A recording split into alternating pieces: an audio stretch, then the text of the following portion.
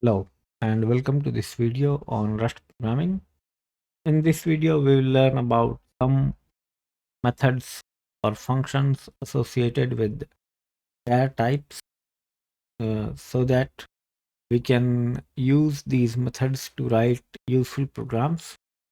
In this video, we will limit ourselves to char.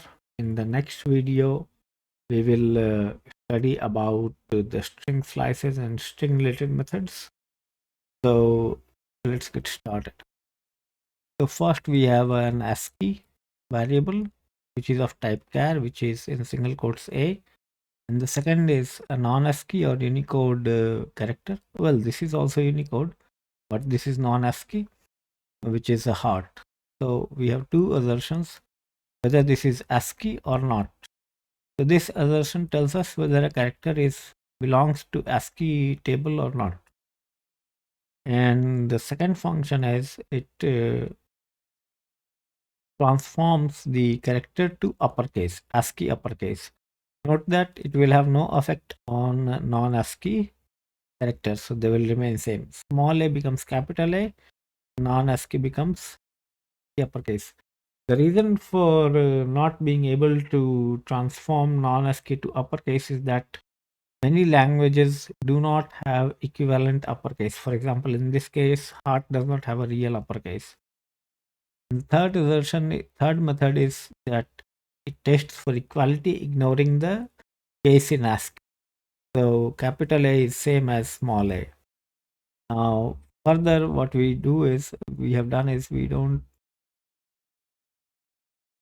mutate a small case variable small a into uppercase, and then we check the assertion against capital A. So if all these tests pass, then that means our program have no errors.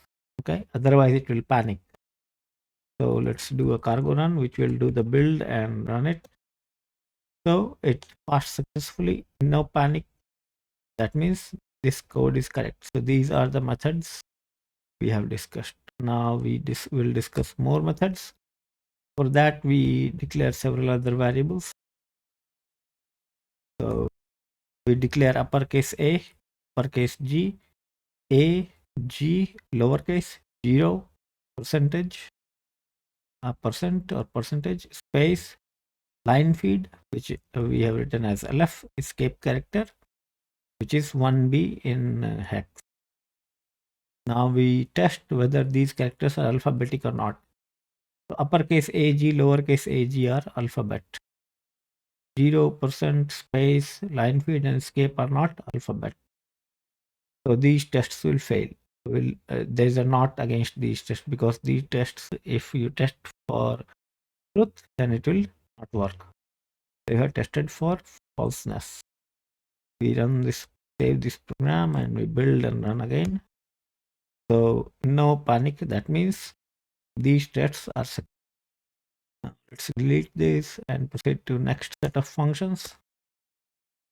So these are declared. We will delete this. So our next set of method is ASCII uppercase. So in this case, only uppercase A, uppercase G will succeed, others will fail. So we have proceeded them with the not. Remember, recall from operator chapter that this not character is inverses the boolean. So true will become false and false will become true. So these are the cases where it will return false. So false when proceeded with not will become true. That is needed to pass the assertion. So we again run this. It succeeds. Now note that like this, there is a function called isASCII lowercase. So this is also the case. For example, if we want to test G or small a, we can test whether it is lowercase or not. Lowercase. In this case also it should work perfectly. That also works. Next method is it alphanumeric. So in this case 0 will also return true. The test will return true. So This is the difference. We don't have not get anymore for 0. So we run this and it passes. Next method is it an ASCII digit? Okay, so uppercase AG will uppercase AG will fail, lowercase AG will fail, only 0 will pass. Percent space line feed escape will also fail. So we run this and it works. Next method is it a hexadecimal digit? So in this case, G will fail, but A will pass because A is a hexadecimal number. 0 will also pass. Others will all fail.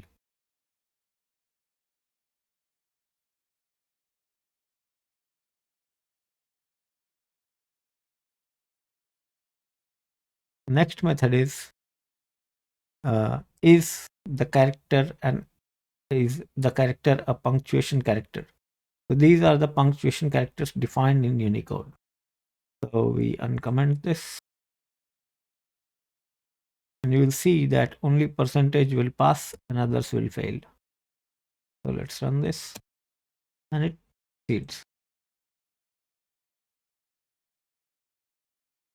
Next method is ASCII white space. Okay. So in this case, only space will pass, others will fail. And line feed will also pass, of course. And if you want to test another character, then that is tab character will also pass. For example, backslash T will also pass because that is also counted as space. Now, if you do not know how many methods for a particular type exists, it is very easy in Visual Studio Code. For example, I can say dot and it will show all the functions which you can invoke. These many functions are there and attributes will also be there. Okay, all this you can invoke. All right, these crossed methods are deprecated, so they may be removed in next version or so. So now we have is ASCII control character. So in this case, line feed and escape will pass, others will fail. So we run this. I have not shown all the methods, but I have filtered certain methods which I thought would be useful, and remaining I have left. Okay, so now we don't need these variables. So just remove them and comment this. Another method is length of UTF-8. This returns a usize, which we have discussed. It's a pointer type. Now A will return 1, beta will return 2, this R will return 3, and this I will return 4, I or whatever box is there. Assertions read. Now we come to this. So this is a conversion of digits. So this string is being converted to a digit with certain base. In this case, base is 10. In this case, base is 16. So F will translate to 15. And in case if the digit or the character does not fit in the base, then it will return none. F will not fit in 10, base 10, and Z will not fit in 60, base 16, that is hexadecimal number. Because hexadecimals, if you recall, are 0 to 9 and A to F. All these assertions should pass. Okay. Now we do some manipulation with the Unicode, and for example, we print the Unicode value here, okay, in a new line. Then what we do is we try to encode. We try to use encode UTF-8 function. We declare an array of size 2 of U8.